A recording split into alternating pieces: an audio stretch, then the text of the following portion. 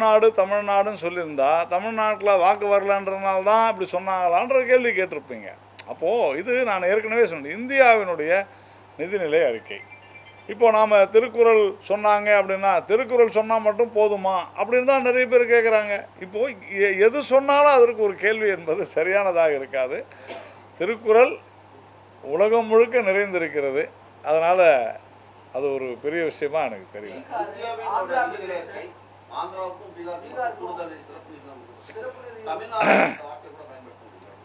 இந்தியாவில் தலைநகரமே இல்லாத ஒரு மாநிலம் ஆந்திரா.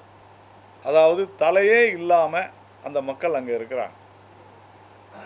ஒரு துரதிருஷ்டவசமான விஷயம் என்னென்னா, தெலுங்கானாவையும் ஆந்திராவையும் பிரித்த விதம் அன்றைக்கு இருந்த மத்திய அரசு ஏனோ தானோ வென்று அதை பிரித்து அப்படி ஒரு ஒரு சூழ்நிலையை உருவாக்கிவிட்டு போன அந்த நிலையில் அங்கு ஒரு தலைநகரத்தை கூட உருவாக்க முடியாத ஒரு சூழ்நிலை இருந்தது. அது உண்மையிலேயே ஒரு துரதிருஷ்டவசமானது. இதை நான் தமிழன், அவர்கள் தெலுங்கு அப்படி பார்க்காமல், நம்மை போன்ற ஒரு பெரிய மாநிலம் ஆந்திரா, அங்கு தலைநகரமே இல்லை, தலையே இல்லைன்னு சொன்னால் அங்கே இருக்கக்கூடிய மக்கள் எவ்வளவு பரிதவித்து கொண்டிருப்பார்கள் என்பதை நாம் பார்க்க வேண்டும். கடந்த 10 வருடங்களில் பல்வேறு காரணங்களால் அந்த அரசு ஒத்துழைக்காத காரணத்தினால மத்திய அரசு, அது மத்திய அரசினுடைய இந்தியாவில் ஒரு அங்கம், அந்த மாநிலத்திற்கு எதுவும் செய்ய முடியாமல் போனது. இது திட்டமிட்ட ரீதியில் அதை பிரித்திருந்தார்களே என்று சொன்னால், முறையாக செய்திருந்தால் இந்த நிலைமை வந்திருக்காது. அதனால் இன்றைக்கி அங்கே இருக்கக்கூடிய அரசு ஒரு சரியான திட்டத்தை கொடுத்திருக்கிறது. அதனால் ஆந்திராவுக்கு அதை கொடுத்தது சரிதான். ஆனால் தமிழ்நாட்டிற்கு அப்படி ஒரு நிலை இல்லை. நாம் அதனால் மகிழ்ச்சி அடையணுமே தவிர ஆந்திராவுக்கு ஏன் கொடுத்தீங்கன்னு, தமிழ்நாட்டிற்கு என்ன வேண்டும் என்று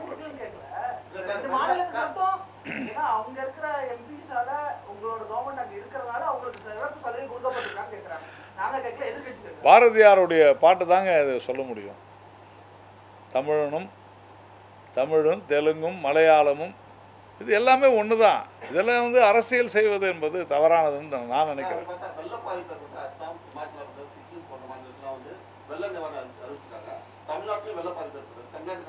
தமிழ்நாட்டை பொறுத்தவரையில் நாம் ஏற்கனவே சொல்லியிருக்கிறோம். அதாவது எஸ்டிஆர்எஃப் ஃபண்ட்ஸு, என்டிஆர்எஃப் ஃபண்ட்ஸு கொடுத்துருக்குறோம்.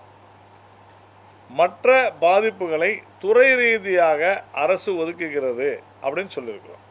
இதில் தமிழக அரசிற்கும் மத்திய அரசிற்குமான கடித போக்குவரத்து, என்னென்ன பாதிப்புகள் ஏற்பட்டது, அதை துறை ரீதியாக எவ்வளவு கொடுத்தாங்கன்னு சொல்ல முடியுமா? ஏன் அதை வெளியிட தயங்குகிறது தமிழக அரசு? இதுதான் நமக்கு. நாங்கள் 37,000 கோடி கேட்டோம், 40,000 கோடி கேட்டோம், அதெல்லாம் இல்லை. துறை ரீதியாக நீங்கள் என்ன கேட்டீங்க, என்னென்ன பாதிப்பு, என்ன அசஸ் பண்ணாங்க, அது என்ன கொடுத்துருக்குறாங்க, இதுதான் விஷயமே. அதனால் இதை அரசியலாக்குவதற்காகவே பேசுவது என்பது தவறானது. அங்கே இருக்கக்கூடிய பாதிப்பு என்ன, பீகாரில் எவ்வளவு கேட்டாங்க. பீகார் ஒரு மிக மோசமாக பின்னடைந்து போயிருக்கிற ஒரு மாநிலம். அப்போது மாநில உரிமைகள், நானும் ஒரு தமிழன் என்ற முறையில் எனக்கு அநீதி இழைக்கப்பட்டால் நான் கேட்பது நியாயம். ஆனால் அவர்களுக்கு கொடுத்து விட்டார்களே, எனக்கு ஏன் கொடுக்கவில்லை என்பது சரியானதல்ல என்று நான் நினைக்கிறேன். தமிழகத்தை பொறுத்தவரையில் கொடுத்துருக்குறாங்க, தொடர்ந்து சொல்லி தான் வருகிறோம். நம்ம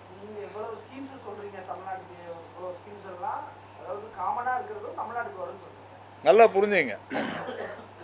உற்பத்தி மாநிலம் அப்படின்னு சொன்னால் என்ன, ஒரு உற்பத்தி மாநிலம்னா என்ன அப்படின்னு கேட்டால், எங்கெல்லாம் துறைமுகங்கள் இருக்கிறதோ அங்கே உற்பத்தி பெருகும். ஏன்னா டிரான்ஸ்போர்ட்டேஷன் ஈஸி.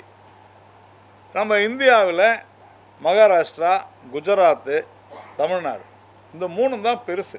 ஆந்திரா இருந்துச்சு, ஆனால் ஆந்திராவில் ஏன் இல்லை, ஒடிசாவில் ஏன் இல்லைன்னா அங்கு பேரிடர்கள் அடிக்கடி வருவதனால அந்த மாநிலங்கள் வளரவில்லை.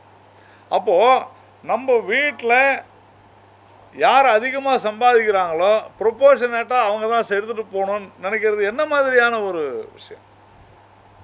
எல்லாரும் ஒன்று தான், அப்பா அம்மா குழந்தைங்க எல்லாரும் ஒன்று தான்.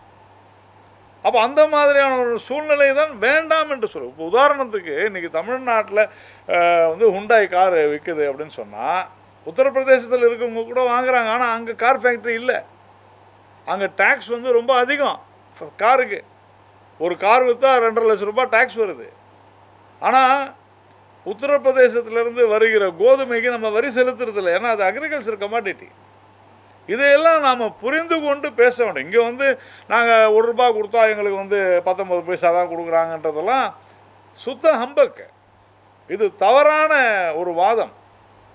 இந்த வாதத்தை தொடர்ந்து தமிழ்நாட்டில் இங்கே இருக்கக்கூடிய சட்ட ஒழுங்கு பிரச்சனை, இங்கே இருக்கக்கூடிய ஊழல் பிரச்சனைகள், இங்கே இருக்கக்கூடிய லஞ்சம், இதையெல்லாம் மறைப்பதற்காக இங்கே மாநில உரிமைகள், மொழி ரீதியாக பேசுவது, இதையெல்லாம் தவிர்க்க வேண்டும்.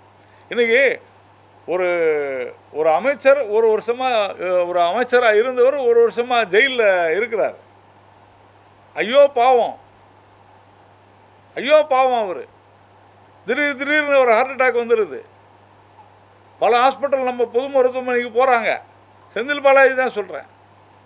பல மருத்துவமனைக்கு போகிறாங்க. முந்தா நாள் வந்து டிஸ்சார்ஜ் பெட்டிஷன் போட்டிருக்கிறாரு. தன்னை வழக்கிலிருந்து விடுவிக்க வேண்டும்னு ஒரு டிஸ்சார்ஜ் பெட்டிஷன் போடுறாரு. அவர் ஆன்லைனில் அதை பார்த்துக்கிட்டு இருக்காரு.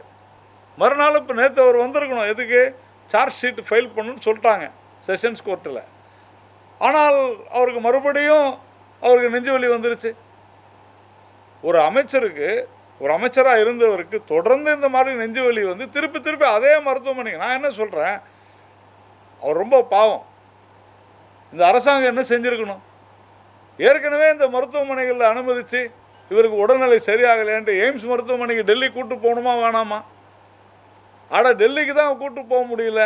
குறைந்தது பக்கத்தில் இருக்கிற ஜிப்மர் பாண்டிச்சேரிக்காவது கூட்டு போகணுமா வேணாமா? இதை ஏன் நான் வந்து இன்றைக்கி முதலமைச்சருக்கு கோரிக்கையை கொடுத்துருக்குறேன். அவர் ரொம்ப பாவம் செந்தில் பாலாஜி அவர்கள். அடிக்கடி உடல்நிலை சரியாக இல்லாத போயிடுது.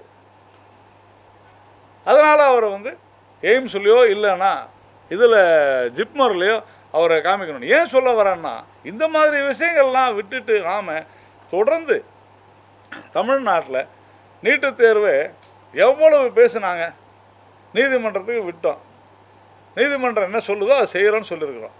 ஆனால் இன்றைக்கி தமிழ்நாட்டில் வந்து தொடர்ந்து நீட்டை தவிர வேறு எதை பற்றியும் நாங்கள் பேச மாட்டோம். ஆம்ஸ்ட்ராங் கொலையை பற்றி பேச மாட்டோம். இங்கே நடக்கக்கூடிய சட்ட ஒழுங்கு சீர்கேடை பற்றி பேச மாட்டோம்னா என்ன மாதிரியான ஒரு இதில் இருக்கிறோம்? பாதகம் செய்பவரை கண்டால் நாம் பயங்கொள்ளலாகாது பாப்பா, மோதி மிதித்து விடு பாப்பா, அவர் முகத்தில் உமிழ்ந்து விடு பாப்பா. அண்மை செய்திகளை உடனுக்குடன் தெரிந்து கொள்ள இணைந்திருங்கள் இயம்நாடு தொலைக்காட்சியுடன்.